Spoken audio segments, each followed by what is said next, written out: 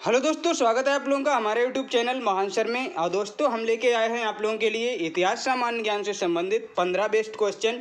और ये सीरीज हमारी कंटिन्यू चल रही है। हालांकि कभी कभी ये रुक भी जाती है। हालांकि मैंने हर एक टॉपिक की चलाई थी, वो किसी कारणवश रुक जाती है क्योंकि मुझे कंटेंट तैयार करने में थोड़ा वक्त लगता है। क्योंकि मैं इतिहास की भी क्लासें चला रहा हूँ जिसमें मुझे कंटेंट में बहुत टाइम लग जाता है। एक एक कंटेंट को बड़ा बारीकी से छांटना होता है, तो उसमें बहुत टाइम लगता है। इसलिए मैं क्लास को कभी कभी स्किप कर देता हूँ। फिलहाल तो ये कंटिन्यू चलती रहेंगी, आप लोग इनको लगातार देख सकते हैं।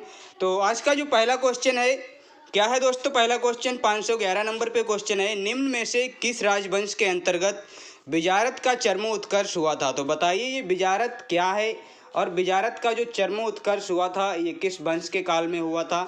तो ये जो हुआ था दोस्तों, ना तो इलबरी वंश के काल में हुआ था, ना ही आपका लोधी, और ना ही आपका खिलजी। ये आपका तुगलक वंश के काल में होता है। और ये बिजारत क्या है? बिजारत आपका जो होता है एक तरीके से वजीर। क्या होता है वजीर का मतलब? बिजारत का मतलब क्या होता है? वजीर। और वजीर क्या होता है? जैसे कि मंत्री परिषद का कोई पद, मतलब जो मंत्री परिषद होती है ना, उसका भी कोई हेड होता है ना, तो वो हेड आपका बिजारत होता था, यानी कि वजीर होता था। और ये वजीर जो होता था राजा के बाद दूसरा सबसे इम्पोर्टेंट व्यक्ति होता था, दूसरा सबसे महत्वपूर्ण पद होता था। तो ये बिजारत आपका किसने स्टार्ट किया था? ये आपका तुगलक वंश के शासकों ने किया था, यानी कि ऑप्शन सी बिल्कुल सही जवाब है। अब बढ़ते हैं नेक्स्ट क्वेश्चन की तरफ।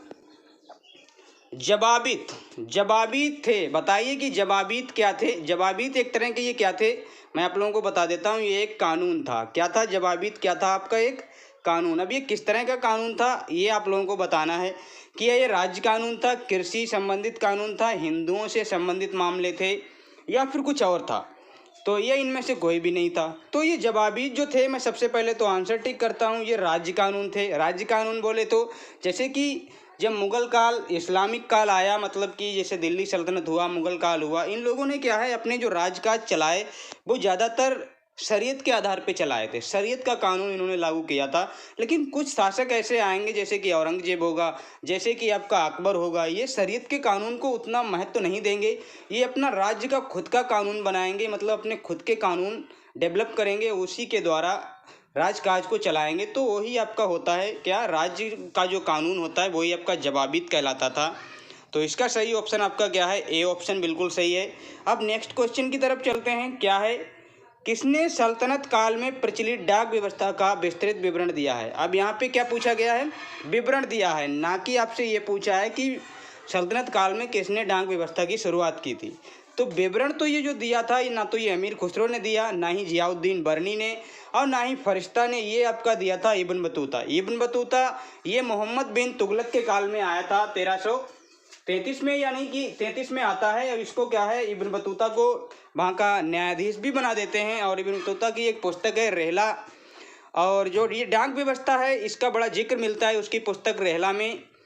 और ये जो डाक व्यवस्था ये शुरू किसने की थी? ये दिल्ली सल्तनत में एक शासक आते हैं तुगलक वंश में, गयासुद्दीन तुगलक, उन्होंने इसको स्टार्ट कराया था। तो इसका जो सही ऑप्शन है वो क्या है? ऑप्शन सी।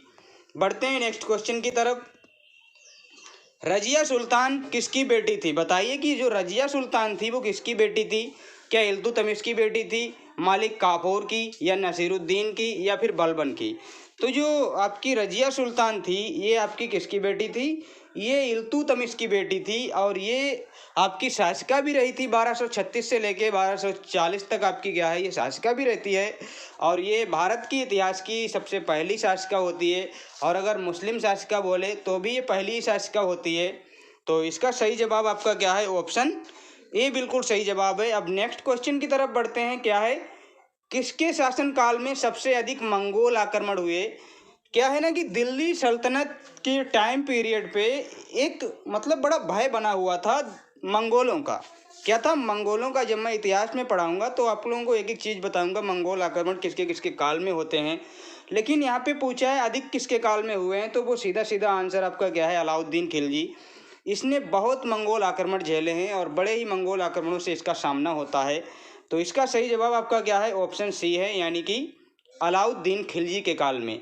अब बढ़ते हैं नेक्स्ट क्वेश्चन की तरफ। निम्नलिखित में से किस खिलजी शासक ने दिल्ली के राज सिंहासन पर बैठने के लिए अपने ससुर की हत्या कर दी थी। बताइए ऐसा कौन सा शासक था जिसने दिल्ली पर बैठने के लिए यानी कि गद्दी पर बैठने के लिए अपने ससुर की हत्या कर दी थी।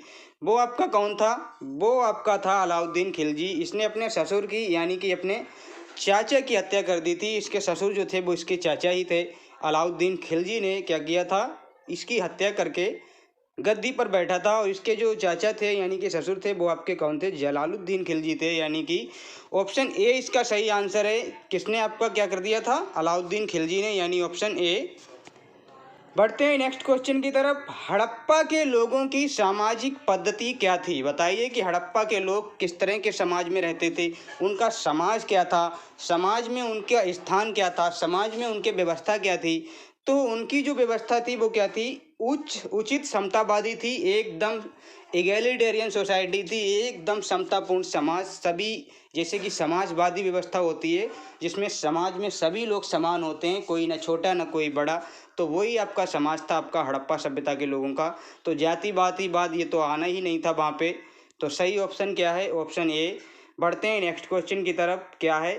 सिंधु सभ्यता का सर्वाधिक उपयुक्त नाम क्या है? देखिए, सिंधु सभ्यता का सर्वाधिक उपयुक्त नाम अगर पूछा जाए तो आपका हड़प्पा सभ्यता होता है। लेकिन अगर पूछा जाए कि सिंधु सभ्यता का अगर आप भौगोलिक दृष्टि से नाम बताइए, भौगोलिक दृष्टि से सबसे ज़्यादा इम्पोर्टेंट नाम क्या होगा, तो फिर आपका क्या होता है? सिंधु घाटी सभ्यता या सरस्वती घाटी सभ्यता इसका नाम होता है। क्योंकि सिंधु नदी ये जो है ये कई राज्यों में होकर गुजरती है और ये ज़्यादातर जो शहर हैं वो सिंधु नदी के किनारे मिलते हैं, इसीलिए इसको सिंधु नदी घाटी बोला जाता है, सिंधु घाटी सभ्यता बोला जाता है। लेकिन इसका जो यहाँ पे सिंधु सभ्यता का सर्वाधिक उपयुक्त नाम पूछे तो फिर हड़प्पा सभ्यता। क्यों? क्योंकि जो सिंधु सभ्यता में पहला शहर खोजा गया था वो हड़प्पा ही था, इसलिए इसका नाम हड़प्पा सभ्यता सबसे उचित होता है। तो आप लोग याद रखना। लेकिन अगर भौगोलिक दृष्टि से पूछा जाए तो फिर सिंधु घाटी सभ्यता ही इसका नाम होगा, यानी कि ऑप्शन बी बिल्कुल सही जवाब है। नेक्स्ट क्या है? सिंधु सभ्यता में बृहत स्नानागार पाया गया है। बृहत स्नानागार बोले तो बड़ा स्नानागार, विशाल स्नानागार, ये आपका कहाँ मिला है आपको बताना है। हड़प्पा में मिला है, कालीबंगा में मिला है, मोहनजोदड़ो में मिला है, लोथल में मिला है। तो ये जो आपका मिला है वो आपका कहाँ मिला है? ये लोथल में मिला है। लोथल नहीं, मोहनजोदड़ो में मिला है। मैंने ऑप्शन को सही टिक किया लेकिन जुबान मेरी फिसल गई। इसका सही जवाब क्या है? मोहनजोदड़ो में आपका क्या है? बृहत स्नानागार मिलता है। और मोहनजोदड़ो में एक चीज़ और है, अगर पूछा जाए कि मोहनजोदड़ो में कि जो सबसे बड़ी जो एक तरीके से क्या बोल सकते हैं विशेषता क्या थी, क्या बृहद स्नानागार था या वहाँ की बिल्डिंग्स थी या वहाँ के भवन निर्माण कला थी? तो वहाँ पे क्या था? जो सबसे बड़ी जो अचरज चीज़ मिली है वो क्या मिली है? बिल्डिंग्स मिली हैं, भवन निर्माण कला मिली है। तो ये आप लोगों को, और एक उसमें क्या है सबसे इम्पोर्टेंट क्या है? जो अन्नागार थे, भवन निर्माण में भी क्या था? अन्नागार। अन्नागार सबसे बड़ी क्या है इमारत यहाँ पे देखने को मिलती है, कहाँ पे? मोहनजोदड़ो में, यानी कि ऑप्शन सी बिल्कुल सही जवाब है। नेक्स्ट क्वेश्चन क्या है? सिंधु सभ्यता की मुद्रा में किस देवता के समतुल्य चित्रांकन मिलता है? तो सिंधु सभ्यता में तो आपका आद्य शिव का मिलता है, प्रोटो शिव का मिलता है, क्योंकि वो लोग पशुपति की पूजा किया करते थे। यानी ऑप्शन ए बिल्कुल सही जवाब है। आद्र शिव है, ना कि आद्र इंद्र विष्णु ब्रह्मा है, इनमें से कुछ भी नहीं है। क्या है? आद्र शिव है। तो इसका सही ऑप्शन क्या है आपका? ऑप्शन ए बिल्कुल सही जवाब है। नेक्स्ट क्या है? हड़प्पा सभ्यता किस युग की थी? बताइए, हड़प्पा सभ्यता क्या नवपाषाण कालीन थी या पुरापाषाण युग की थी या लौह युग की थी या फिर आपका कांस्य युग की थी? तो ये जो है आपकी क्या थी? ये कांस्य युगीन सभ्यता थी, यानी कि ऑप्शन डी सही है। क्या सही है? ऑप्शन डी, कांस्य युगीन सभ्यता, क्योंकि यहाँ पे जो धातु चल रही थी वो कांसा का इस्तेमाल हो रहा था। लेकिन अगर आपसे पूछा जाए कि मानव ने सबसे पहले किस धातु का प्रयोग किया तो वो तांबा का प्रयोग किया था, लेकिन हड़प्पा में कांसा का प्रयोग हो रहा था। तो ऑप्शन डी बिल्कुल सही जवाब है। नेक्स्ट क्या है? प्रतिहार वंश का महानतम राजा कौन है? बताइए कि जो प्रतिहार वंश है उसका जो महानतम राजा है वो कौन है? अगर इसके फर्स्ट रूलर की बात करें तो वो तो नागभट्ट प्रथम है। लेकिन यहाँ पे पूछा जा रहा है कि आपका महानतम राजा कौन है, तो महानतम राजा जो है, नहीं नहीं, फर्स्ट राजा जो है वो इसका कौन है? नागभट्ट नहीं है, वो क्या है आपका? दंती दुर्ग है आपका फर्स्ट राजा। क्या है? दंती दुर्ग। मैंने इसको मतलब देखा नहीं और मैंने नागभट्ट को ही क्या है, मार दिया। तो ये आपका क्या है, दंती दुर्ग इसका संस्थापक होता है प्रतिहार वंश का। लेकिन महानतम राजा की बात करें तो वो आपका क्या है, वत्सराज होता है, यानी कि ऑप्शन सी बिल्कुल सही जवाब। और ये वत्सराज वो है जिसने कन्नौज के लिए त्रिपक्षीय संघर्ष में भाग लिया था।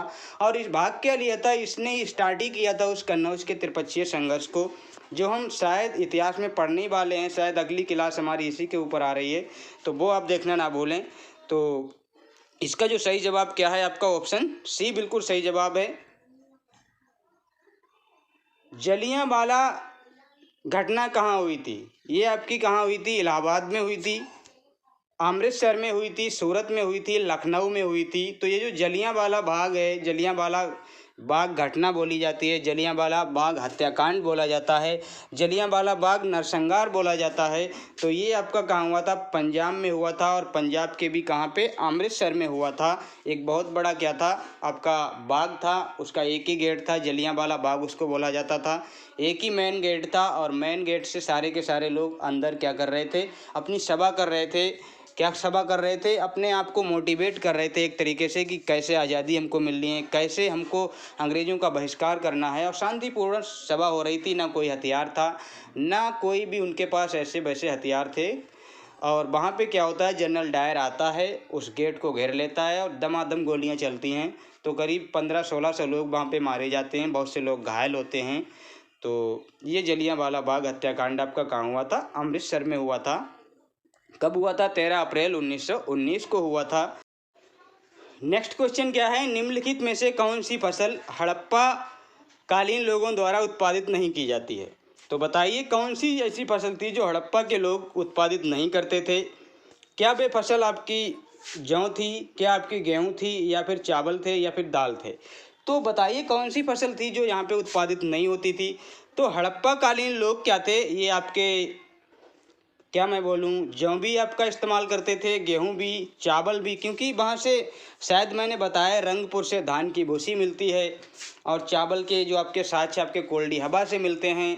तो ये चावल भी आपका वहाँ से सिद्ध होता है, और गेहूं और जौ तो वहाँ पे था ही था। तो यहाँ पे एक ही ऑप्शन मेरे लिए बचता है, वो क्या है, ऑप्शन डी, यानी कि दाल बाल वो लोग नहीं उगाते थे, यानी कि ऑप्शन डी बिल्कुल सही है। अब नेक्स्ट क्वेश्चन ही हमारा क्या है दोस्तों, लास्ट क्वेश्चन है। हड़प्पा के मिट्टी के बर्तनों पर सामान्यतः किस रंग का उपयोग मिलता है। जो मिट्टी के जो बर्तन वो बनाते थे, तो वो किस रंग का इस्तेमाल करते थे, नीला हरा करते थे, या फिर आपका नीला करते थे, या पांडु, या फिर आपका लाल। तो हड़प्पा कालीन जो लोग थे वो रेड कलर का यूज करते थे, यानी कि लाल कलर का यूज करते थे। ऑप्शन डी बिल्कुल सही जवाब है इसका। तो कैसे लगे हैं आप लोगों को ये क्वेश्चन, अगर अच्छे लगे हैं तो वीडियो को लाइक करें और हमारे चैनल को सब्सक्राइब कर लें, बेल आइकन को भी प्रेस कर लें, ताकि वीडियो की नोटिफिकेशन आप लोगों को मिल सके और आप लोग हमारी क्लास देख पाएँ सबसे पहले। तो मिलते हैं किसी ऐसी वीडियो में, तब तक के लिए धन्यवाद।